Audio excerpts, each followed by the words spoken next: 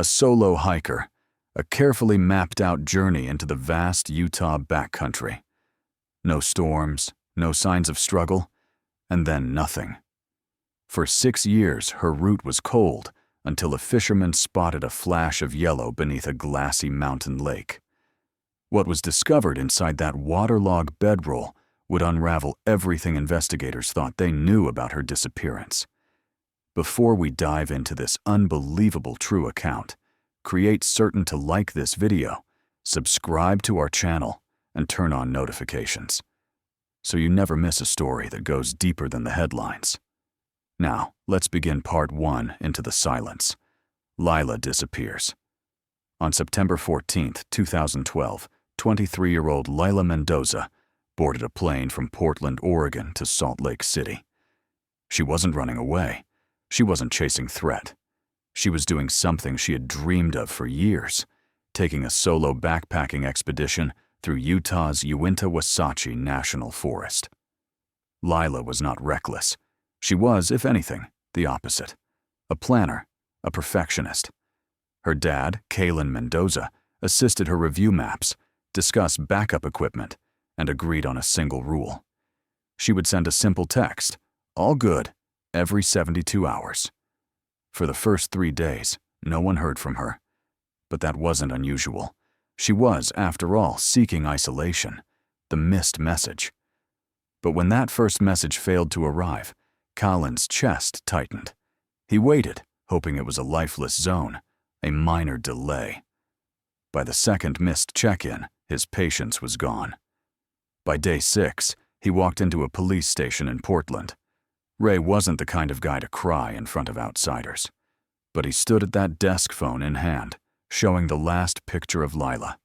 A brilliant shot of her standing on a tiny wooden bridge framed by pine trees, her hiking poles in hand, and her bright yellow sleeping bag rolled on top of her pack like a beacon. She had appeared invincible. Now she was gone. Search and no rescue. Authorities in Utah acted quickly. Lila had departed after a detailed itinerary. Her rental vehicle was found, parked neatly at a trail face, locked clean, undisturbed. Helicopters flew grid patterns overhead, looking for signs of life or distress. A flash of purple from her shirt, a yellow speck on the forest ground. Search teams combed the trails. No broken branches, no campfire remains, no blood, nothing. She hadn't fallen. She hadn't left gear behind. It was like she had stepped off the path and disappeared into thin air. As the first snows began dusting the mountains, the official operation was suspended, a life on pause. Back in Oregon, Kalen preserved her unit untouched, maps motionless pinned to the wall, a hiking magazine half open on her nightstand, her scent still faintly in the air. He named the Summit County Sheriff's Office every week, then every month. By 2014, the file was labeled cold. Lila was another gone person number 1060M73 in a system built to forget people after the headlines. Dim. Detective Price, but one man didn't forget her. Detective Logan Price, a still, detail-obsessed investigator, joined the case in late 2014. He had a reputation for pulling threads others ignored. He reviewed Ash's digital files. Nothing dramatic, just emails, board entry skill lists. Then a subtle clue, a bookmarked hiking forum called Ridgeline Collective, a web relic, like an old message board buried beneath the modern internet. Price dug deeper. Ghost hiking. On the forum, Lila had chatted under the handle Lila B. Most of it was mundane discussions about boots, ultra glow stoves, trail snacks. But one private message thread stood out. It was with a user named Karen Wraith. Karen, despite the name, was not a lady. His public posts were unhinged, almost cult-like. He chatted about ghost hiking disappearing completely into the untamed living without a trace, leaving no footprints. Not metaphorically, literally. One message to Lila read, "You don't want solitude. You want a ratia to exist where no one knows you do. That's freedom.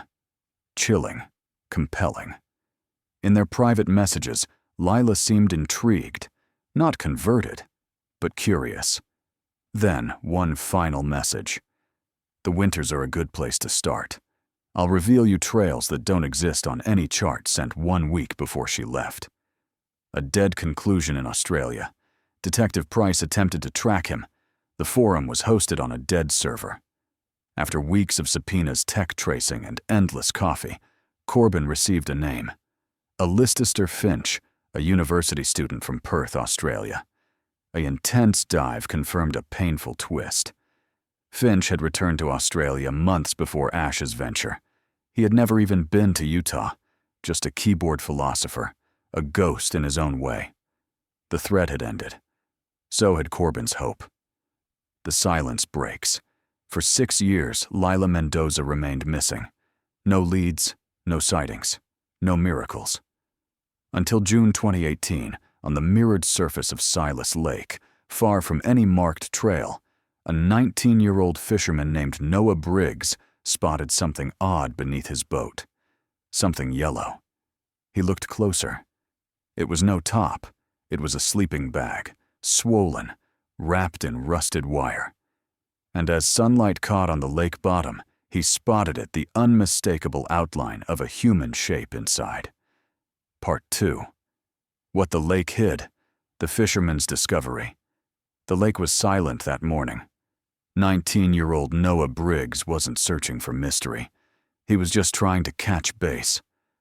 But when sunlight struck the lake bed and bounced off something yellow beneath his boat, his entire world shifted. At first, he thought it was garbage. Maybe an old raft, a tarp, something someone dumped without thinking. But then the shape didn't make sense. He leaned closer. The object was oblong, bound with something like rope, no wire. Then he saw it. The shape inside, human, roughly man-sized, chained, the yellow a sleeping bag. The piece of Silas Lake shattered. A father's call. Tyler didn't call 911. He called his father. Dad, I'm at the lake. There's something here. It's not correct. His dad's tone turned serious immediately. Don't touch it. Don't go near it. Go straight back to the dock and call the sheriff. Understand? Tyler did exactly that. Within hours, patrol boats were on the lake. A dive crew arrived soon after. The yellow object, still submerged, was marked with buoys. Crime scene tape fluttered in the mountain breeze. This wasn't an accident. A corpse in the bag. Divers descended. They found barbell plates tied to the sleeping bag with heavy wire. The bag had been intentionally weighted, designed to sink and stay sunk. When the bag was hauled from the lake, it emerged, gradually dripping, distorted, grotesquely bloated. The color unmistakable, that same synthetic yellow, bright, even under layers of grime. On shore, it was cut open with bolt cutters. Every officer held their breath. Inside wasn't what anyone expected. It was a body, but not Usher. It was a man. John Doe Silas Lake. The news hit local media within days. A body discovered in a sleeping bag at the bottom of an isolated lake, but unidentified. The brand of the sleeping bag, however, was flagged in the national database, a very specific model. That alert went to the state's Central Documents Division. A detail-obsessed, Clark saw it and remembered something. A sleeping bag, bright yellow, missing person, 2012. She searched the search and dragged up Lila Mendoza's case. The case reopens. Detective Logan Corbin received the file with a thud. 6 years had passed, and now they had something. He pulled the photo from the file, the one Ash's father had given them. Her standing on the bridge, that yellow sleeping bag rolled and strapped above her shoulders like a beacon. The same model, the same year, the one found in the lake, but the body inside male. Dental records would confirm his identity days later. Mila Griffin, a 24, reported missing just days after Lila vanished. A new puzzle, Ezra was from Phoenix, Arizona, a hiking enthusiast, last seen in late September 2012, around the same time Lila vanished. No one had ever connected the two until now. His body found wrapped in her gear. It was no longer one unsolved case. It was two colliding violently. Meet Detective Carter. The case was reassigned. Enter Detective Gene Carter, a methodical, noon-sense cold case expert.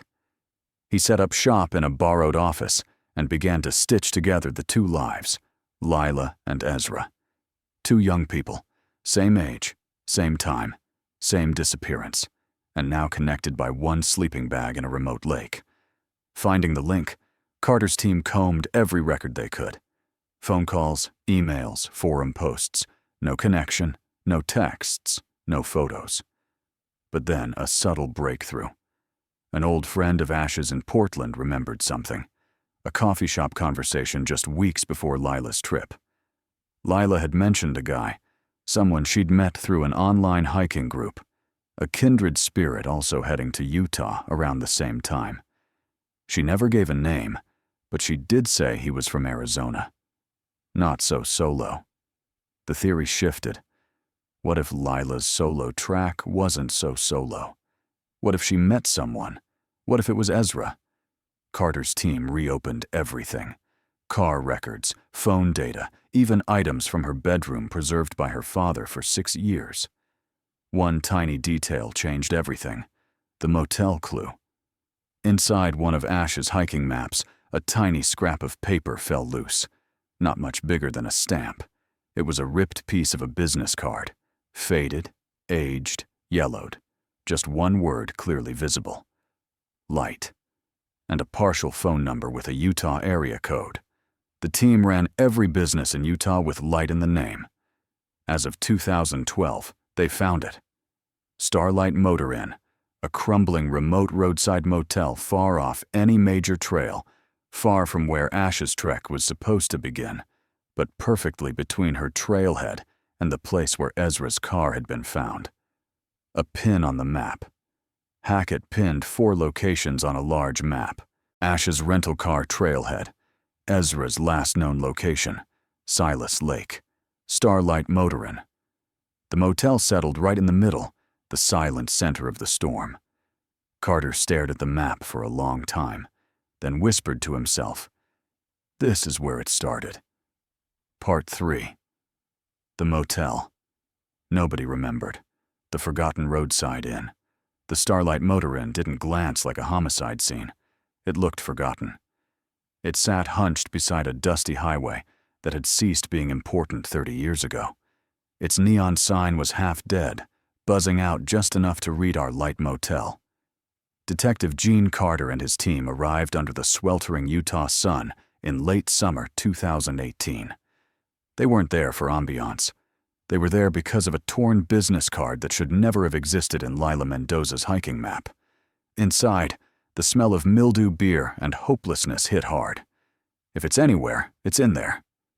The new owner, Eugene, was in his 60s, worn thin by years of rough business and worse guests. When Carter inquired about September 2012, Eugene laughed. "Man, I wasn't even here in 2012. Bought this dump in 2015. Records may be in that garbage heap back there." He gestured to a moldy, humid back room stacked with broken furniture, wet cardboard boxes, and years of forgotten paper. Hackett didn't argue. He just sent in Officer Diaz and another investigator. They donned gloves, masks, and started digging the register. 2 days in, Diaz hit something solid. A warped faux leather guest register yellowed from age. She turned the pages slowly. September 2012. Room numbers scribbled names, notes from a long dead-ad manager. And then she saw it. Room 7. The name John Smith, obviously fake, but in the margin, a handwritten note. Silver sedan. AZ plates complained about AC. Ezra's car had been a silver sedan with Arizona plates.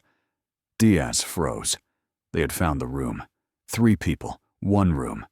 That wasn't all. The register displayed that 2 people had checked in under John Smith, but an eyewitness would soon confirm there was a third. Detectives spent weeks tracking down any surviving motel staff. Most were gone, moved dead, or didn't want to be found. But then they found Marisol Rowe.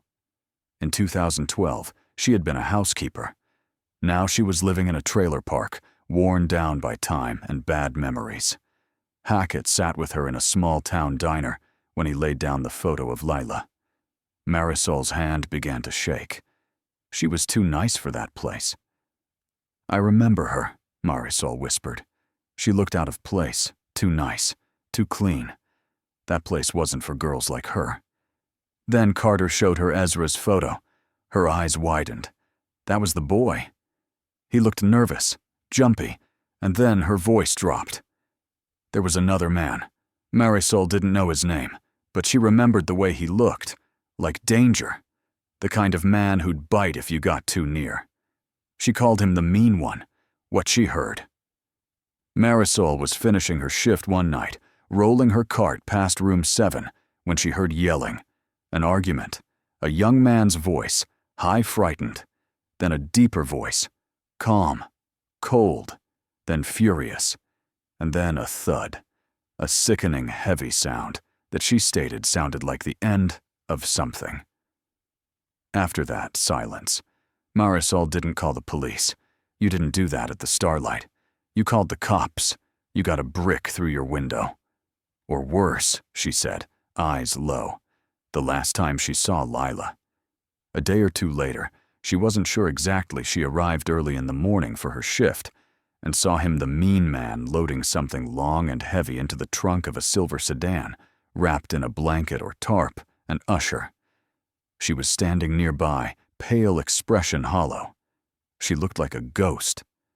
Marisol said like whatever was inside her was gone. He barked something at her. She got into the car, then they drove off. That was the last time anyone saw Lila alive from mystery to target. For Carter, this changed everything. Lila hadn't vanished on a trail.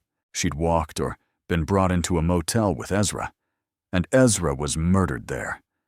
The murderer hadn't just fled. He had taken Lila with him, the sleeping bag in Silas Lake. That was just part of the story. And the mean man Marisol remembered, he was no longer a shadow. He was a target. Follow the victim. Carter now turned his focus to Ezra Rutledge. Why had he met Lila at that motel? Why was he with a man who terrified everyone? A search into Ezra's life revealed something dark beneath the surface. Ezra had a secret, one that explained the motel, the man, and the death, the secret courier. Bank records showed Ezra was depositing cash regularly in increments, just under the federal reporting limit. He didn't have a job that could explain it. He had no history of criminal activity, but his hiking trips, they were always near small airstrips or freight yards. He wasn't just hiking, he was moving something. Gear electronics may be worse. Ezra wasn't just a hiker, he was a courier, and someone was paying him to disappear into the woods. Part 4. The Man in the Motel. A name for the predator. The new theory was chilling. Ezra Griffin was a courier for illegal goods. Usher Mendoza was an witness. Both were involved in a final meeting with a killer. Carter's team turned their attention to the burner phone found in Ezra's old cell tower logs, the one that always pinged near his location. Through digital triangulation, retail data, and one miraculous credit card match, they finally got a name. Lucas Ward, age 54, multiple arrests, no convictions, a ghost in the system. He didn't just have a criminal record, he had a legacy.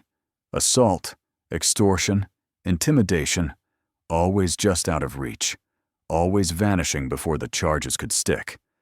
Ward wasn't some random monster. He was a professional. The map of Ezra's secrets. Using Ezra's banking and cell records, Carter's team built a picture.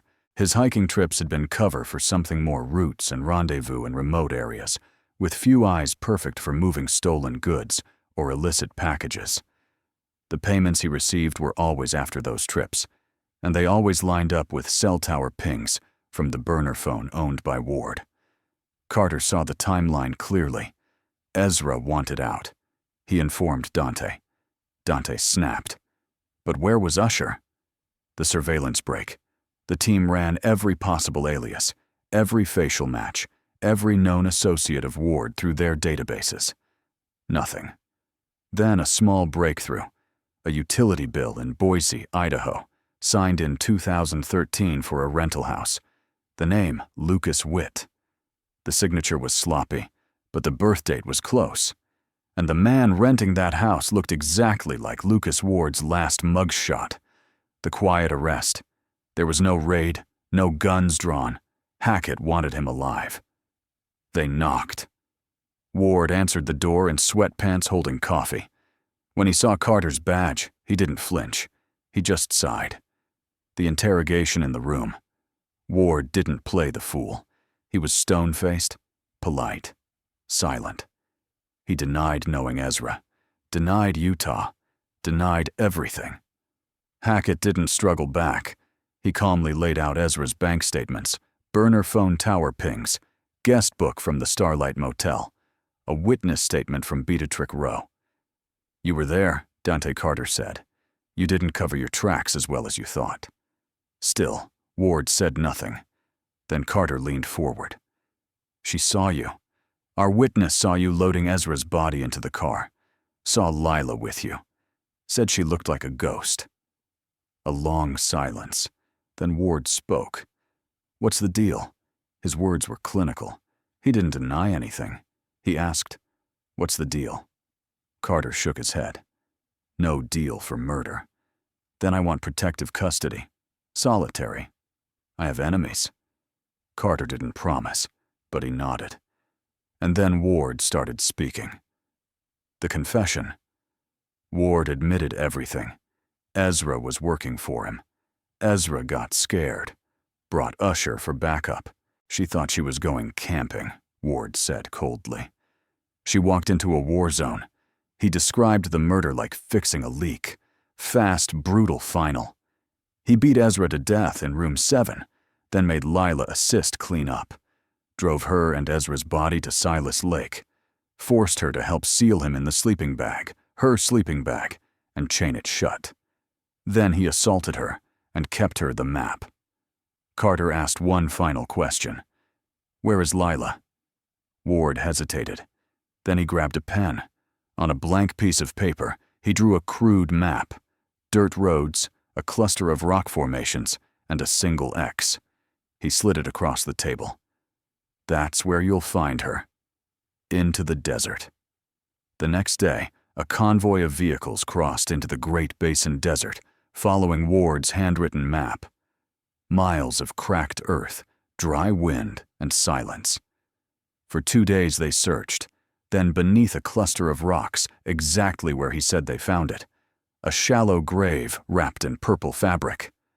Lila Mendoza gone for 6 years, buried in a place no one would ever look, justice and aftermath. Ward was convicted of 2 counts of first-degree murder, kidnapping, sexual assault. He was sentenced to life, no parole, no more vanishing acts. For Ash's father, Ray, there was no real comfort, no return to normal. But there was one final act he could perform. He brought his daughter home, not to a mountain trail or a lake, but to peace. Part 5. Closure and the Cost of Truth. A Father's Goodbye. The day Ray Padori laid his daughter to rest, the air was still. Friends and strangers gathered at the edge of a cemetery in Portland, Oregon. Some had followed Ash's story for years. Others had only just learned her name, but all of them had come to say goodbye to a woman who had died twice. Once when she vanished, and again when the reality was found. Her grave was simple. No dates, no lengthy inscriptions, just her name and one line etched in stone. She walked into the wild, not knowing it would be her last journey. A legacy rewritten. For years, Ash's disappearance was treated as an accident, maybe a wrong turn, a slip down a ravine, or a fatal encounter with nature. But now her name stood beside that of Ezra Griffin, not as strangers, but as victims of the same predator. Her story, once fated to a cold case file, was now included in law enforcement training, not as a mystery, but as a case study in persistence, digital forensics, and the power of overlooked clues, a trail marked for others. The Starlight Motorine has since been demolished. In its place, a modest highway marker was installed in 2021, not to commemorate tragedy, but to acknowledge it. It reads, "For Lila and Ezra, may their final miles not be in vain." Local hikers sometimes leave gear in tribute: a single boot, a rucksack strap, or small yellow ribbons tied to trail signs in Utah and Oregon. Not as decoration, as memory, the foundation. In the years that followed, Ray created the Lila Initiative, a nonprofit aimed at training search and rescue teams in tech-based tracking methods. They work with missing persons cases nationwide, specializing in digital footprints, browser history, GPS pings, burner phone, forensics. Their motto, "Every trail leaves a trace." Ray speaks rarely in public, but when he does, he says one thing again and again. "If you think your daughter could never vanish, I thought that too." The man who tried to disappear. As of this video, Lucas Ward remains in solitary confinement. He's filed no appeals. He gives no interviews. His only public words recorded during his sentencing were chillingly brief. "I was just trying to clean up a mess." He didn't show remorse. He didn't ask forgiveness. But he gave detectives one thing they hadn't had for years: a direction. And that changed everything. The cold case ripple. Because of Ash's case, over a dozen other cold cases in Utah, Arizona, and Nevada were re-examined. 2 were reopened. One has since led to another, arrest involving a different disappearance in 2010 that, like Ash's, began with a hiker and ended in silence. Ash's map, the one she used to strategy her trip, is now framed in the Summit County Sheriff's Office. Beneath it, a plaque. "She led us here. We'll never stop walking forward." One final message. The last message Lila ever sent was to her father. A simple text 3 days before she went silent. "Starting now. Wish me luck. Love you." It sat on Ray's phone, untouched, unread, reread. Now that message has been printed on bracelets worn by the volunteers at the Lila Initiative. Starting now, a reminder that even in the face of loss, action is always possible. Lila and Ezra were 2 young people drawn to the beauty of the wild and caught in the path of a man who used isolation as a weapon. But their stories didn't vanish. They were recovered, rebuilt, and remembered by the people who never stopped looking.